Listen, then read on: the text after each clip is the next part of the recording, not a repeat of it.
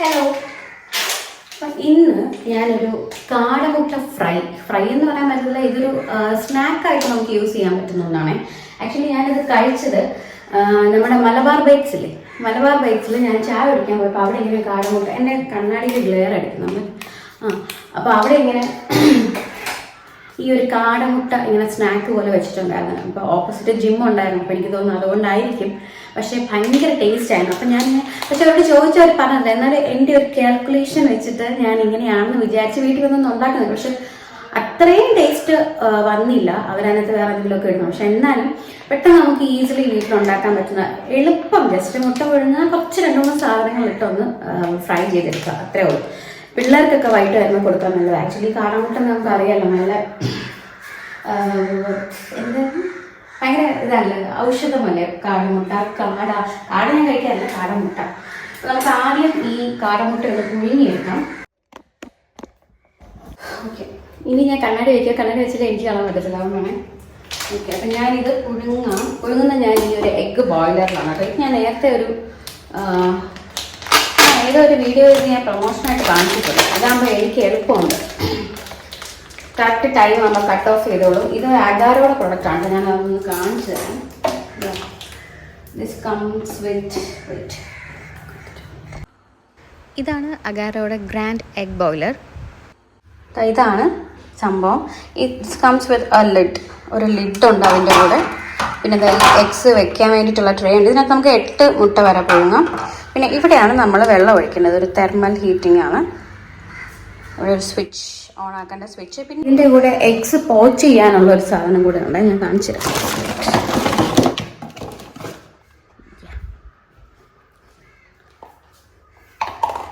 ഇതാണ് എഗ്ഗ് പോച്ച്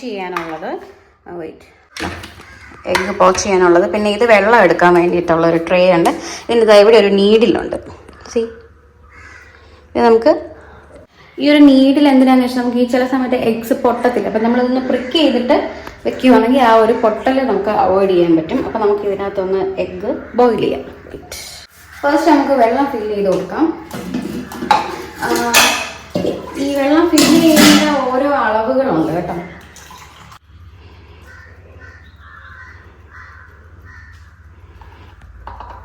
നമുക്ക് ഇതൊരു സോഫ്റ്റ് ആയിട്ടാണ് നമ്മുടെ എഗ്ഗ് കുക്ക് ചെയ്യേണ്ടത്. ഒരു 8 മിനിറ്റ് ആകുമ്പോഴത്തേക്കും ആണ് ഇത് ഓഫ് ആവേണ്ടത്. അപ്പം നമ്മൾ അതിനനുസരിച്ചാണ് വെള്ളം ഒഴിച്ചു കൊടുക്കേണ്ടത്. ഇപ്പം 8 മിനിറ്റ്സ് ആണെങ്കിൽ സോഫ്റ്റ് കുക്കാണ്. അത് നമുക്കൊരു 35 ലിറ്ററോളം വെള്ളം ഒഴിച്ചത് ഇതിനകത്തുണ്ട്.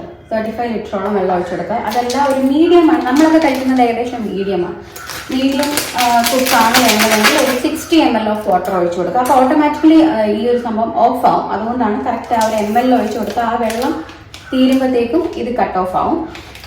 പിന്നെ അതെല്ലാം ഹാർഡായിട്ട്, കുറച്ച് ചിലർക്ക് ഇങ്ങനെ ഹാർഡായിട്ട് ഇരിക്കേണ്ടത്. അപ്പോൾ ഹാർഡായിട്ടാണ് വേണ്ടതെങ്കിൽ നമുക്ക് ഏകദേശം ഒരു 80-85 ml ഓഫ് വാട്ടറാണ് വേണ്ടത്. അത് നമുക്ക് ഏകദേശം 15 മിനിറ്റ്സ് കുക്ക് ചെയ്യണം. 15 മിനിറ്റ്സ് കുക്ക് ചെയ്യണമെങ്കിൽ നമ്മൾ 85 ലിറ്റേഴ്സോളം വെള്ളം ഒഴിച്ചിട്ടാണ്. അങ്ങനെയാണ് ഇതിനകത്ത് പറഞ്ഞിരുന്നത്.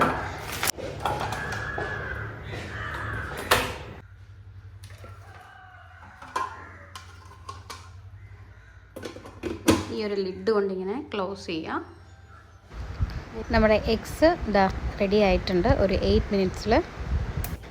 ഇനി ഇതിനകത്ത് ഈസി ആയിട്ട് നമുക്ക് പോച്ച്ഡ് എഗ്സ് ഉണ്ടാക്കാം. ജസ്റ്റ് എഗ്ഗ് ബ്രേക്ക് ചെയ്ത് ഇതിനകത്ത് വെച്ച് കൊടുക്കുക.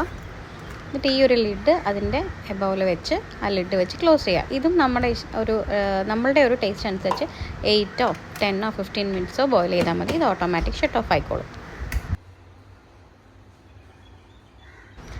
രാവിലത്തെ ബ്രേക്ക്ഫാസ്റ്റ് നല്ല ഹെൽത്തി ആക്കാൻ നമുക്ക് പോച്ച്ഡ് എഗ്സും അതിൻ്റെ കൂടെ ഈ ട്രേയിൽ തന്നെ നമുക്ക് വെജിറ്റബിൾസ് ഒക്കെ നന്നായിട്ട് ബോയിൽ ചെയ്ത് സ്റ്റീം ചെയ്ത് കിട്ടും.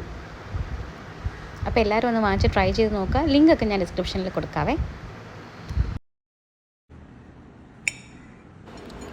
മുട്ട നല്ലോണം കുക്ക് ചെയ്ത് വന്നിട്ടുണ്ട്. ഞാനത് 2 എണ്ണം ഒന്ന് കട്ട് ചെയ്ത് കാണിക്കാം, so that you can understand how well it gets boiled.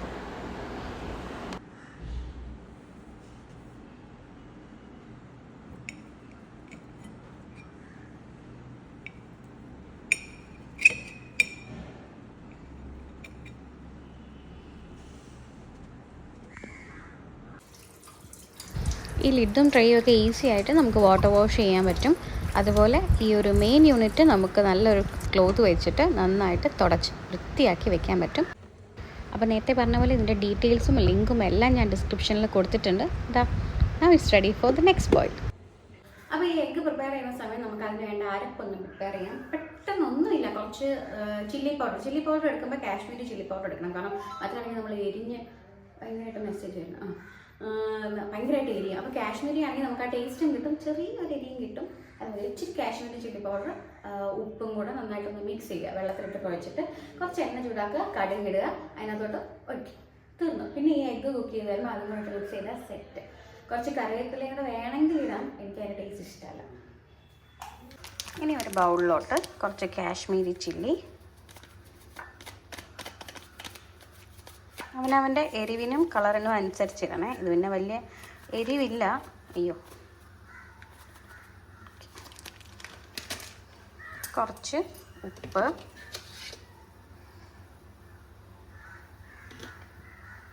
ഇനി ഒരു പേസ്റ്റ് പരുവത്തിന് ഒന്ന് കുഴച്ചെടുക്കാം.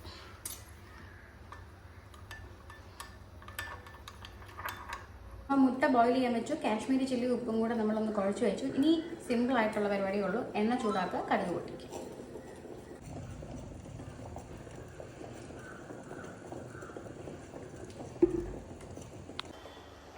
എണ്ണ നന്നായിട്ട് ചൂടായി വന്നിട്ടുണ്ട്, നമുക്ക് കടുക് ഇട്ട് കൊടുക്കാം.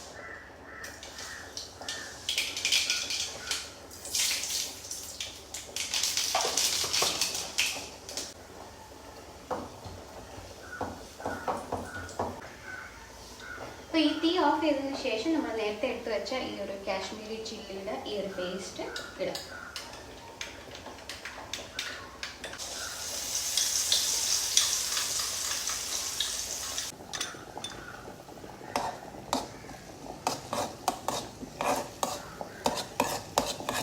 ഈ കാടമുട്ട ഈ തോല് കളയാൻ ഇച്ചിരി പാടാണ്. അത് എടുത്തിട്ട് നേരെ നല്ല തണുത്ത വെള്ളത്തിലോട്ട് ഇട്ടാൽ മതി കേട്ടോ, അപ്പോൾ പെട്ടെന്ന് എടുക്കാൻ പറ്റും.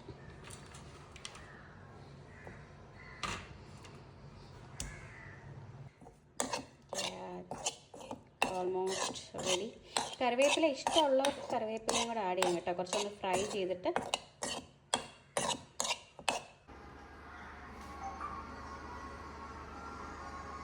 അപ്പോൾ ഇതാണ് ഐറ്റം. ടേസ്റ്റ്